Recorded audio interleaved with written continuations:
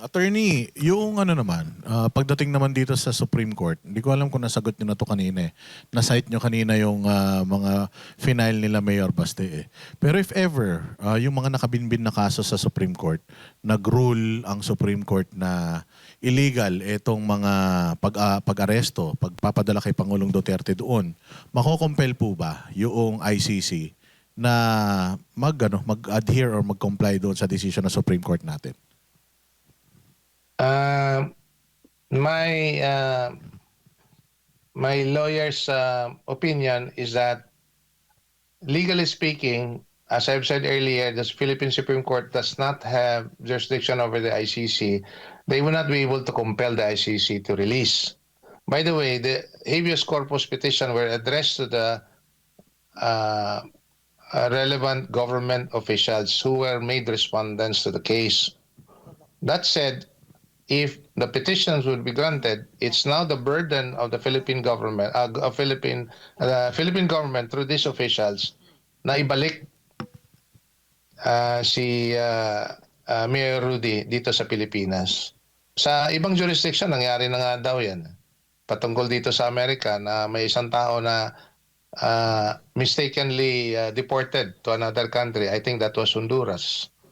And a case was filed in the Supreme Court, and the petition was granted. So the U.S. government made arrangement to bring the American citizen back to the States. So basically, yan yung arrangement na yan.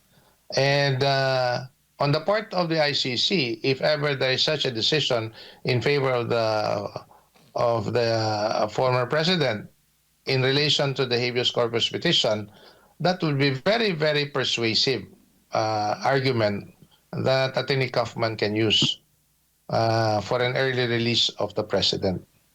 Attorney, meron ba kayong meron ba kayong listahan? Or nakita niyo po ba yung listahan ng mga redacted doon na mga pangalan? Kasi merong mga redacted na mga pangalan na hindi pwedeng mabanggit dahil baka daw ma-compromise yung security. Wala kami. Kung ano yung what was made public are the same copies that we have. Hindi po Si nagbigay. Attorney Kaufman was very strict on the confidentiality rule of the court. Kung may tatanungin kami, if it falls under the confidential nature of such communication or piece of evidence, he would not disclose. Pero meron po So, kayong idea?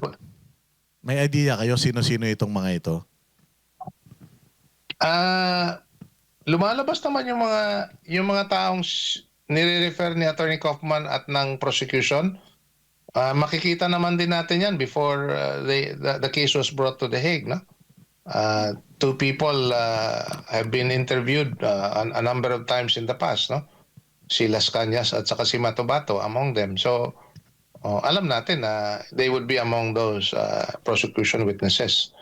Kung ano yung sinabi nila, at least insofar as the records is concerned, that I would not know kasi that's not disclosed. But some other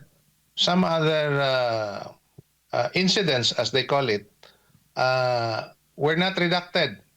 And I like to cite one, the one that happened in Osamis City against the Parawinog. Maganda yung argumento ng depensa. Sinasabi na hindi ito premeditated at saka labag sa batas. Kasi yung pagpasok ng pulis doon sa bahay ng mga Paruhinog was on the basis of a judicially issued search warrant. So valid yung pagpasok nila.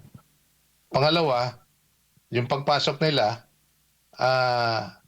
there was an encounter. Ibig sabihin, ang tawag nito, there was an armed encounter and for which the police has to respond as well in order to deter the risk, in order to deter the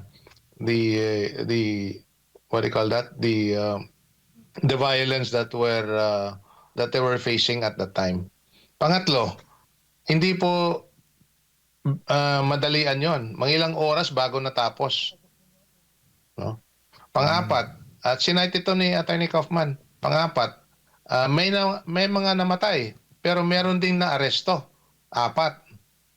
So kung totoo yung sinasabi nila as what they're portraying Mayor Rudy as a murderer at saka lahat ng mga ginawa niya is really premeditated na walang ligtas, patayin niyo lahat, eh bakit may buhay? No, yung mga ganong mga ebidensya na ilatag niya lahat 'yan. Hindi lang po namin ma-appreciate at kayo rin hindi rin niyo ma-appreciate kasi napipigilan siyang magsalita because some of these are confidential or redacted versions of what is already in the records of the case.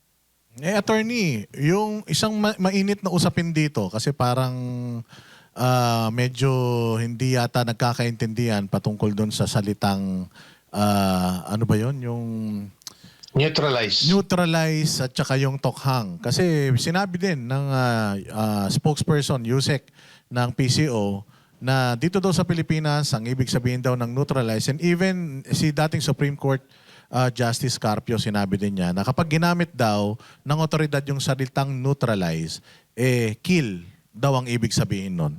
Ano pong masasabi niyo dyan? Si Attorney Kaufman had made it very clear, no? Before the pre-trial chamber, that neutralize means maipigil yung ginagawa ng tao. So, arrest, apprehension, and detention, prosecution, no? The last resort would be to kill if there is risk to the lives of the arresting officer. So, yun po yung kinaklaro at pabalik-balik na sinasabi ni Attorney Kaufman. And it's all there. Policy-wise, klarong-klaro naman na hindi sinasabi na the word neutralize means to kill. It's basically inconsistent with the PNP operational manual, no? Na mapipigilan yung tao. You'll be able to restrain him without risk to the arresting officer. Kasama din So umiikot-ikot yung argumento patungkol sa neutralization or neutralize sa prosecution at sa depensa.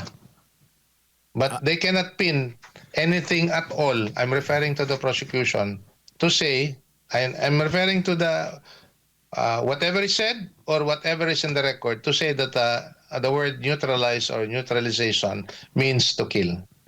Attorney, yung isa pa na nabanggit dito ni Attorney Kaufman, yung pangalan ni Pangulong Bongbong Marcos.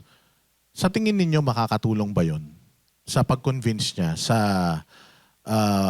mga huwes na i-dismiss na itong kaso ni Pangulong Duterte? Ang nakita ko doon, in fact, I was surprised that he mentioned that.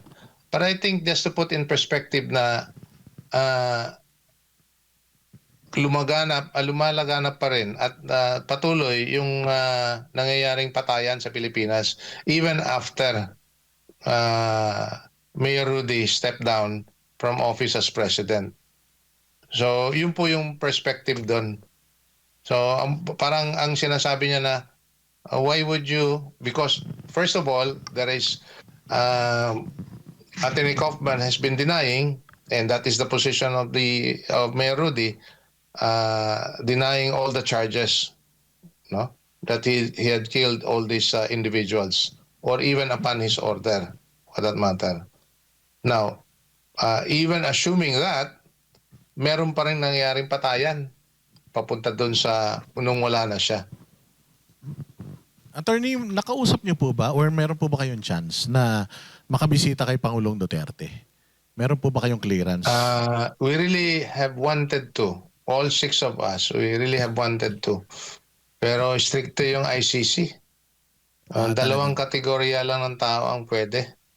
Yung members ng defense team at saka yung member ng kanyang pamilya ang makakabisita. Thank you, Attorney. Hello, Attorney. By the way, I made an attempt the first time I came here last year, April, na mag-a-apply to visit him. By the way, an application to visit a detainee has to go through it online.